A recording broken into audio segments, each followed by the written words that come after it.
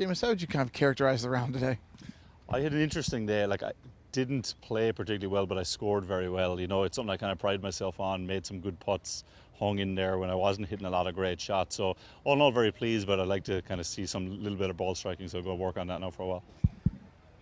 How difficult were the conditions out there? You kind of saw a few different conditions during the day. Yeah, it really was. Like the first 5-6 holes, kind of rainy, and the ball just wasn't going anywhere. Not much wind, and then we got to the turn, and then for like an hour and a half, it really blew like pretty strong there for a while, and then the last few holes was very pleasant. So it was a day of kind of, you know, it was one of those days kind of like back home in Ireland where you get a lot of seasons in one day, and that's kind of what it felt like. But it's tough because the course is playing long, and then even when you get opportunities in the fairway, the greens because of rain are soft, so trying to keep the ball like close to the hole, it can be challenging. But yeah, I was able to make some putts to kind of like cover up some of the other mistakes. So I said it was a kind of a fun, adventurous day, but hopefully maybe a little more straightforward tomorrow.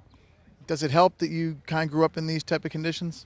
I think it does. You just kind of learn just to get on with it. To be honest, it's out there, it's raining. You've no control over it whatsoever. So you might as well just do what you can, keep your hands dry, and kind of get stuck in. And I think that's what we learned kind of growing up, because we play in a lot of conditions like that. I don't think we like it any better than anyone else. It's just we're just used to it, and you kind of learn some little tricks and techniques just to keep stuff dry.